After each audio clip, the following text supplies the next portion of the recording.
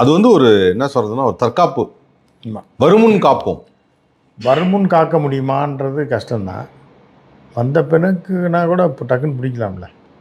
அது ஓகே. அதான் உடனடியாக சார்ஜ் ஷீட் ஃபைல் பண்ணப்படம் எல்லாமே சொல்லிட்டார். பட் இதே ஒரு விஷயம் சொல்லியிருக்கேன். அப்படி இது சமூக அவலத்தை வந்து இது பண்ணணும், அதையும் பண்ணணும்னு இருக்கார். சமூகம் ஒரு காரணம்னு இருக்கார். அப்போ என்ன சொல்ல வர்றாருன்னா, முள்ளு புதருக்குள்ளேயும் போகாதீங்க நீங்கள்.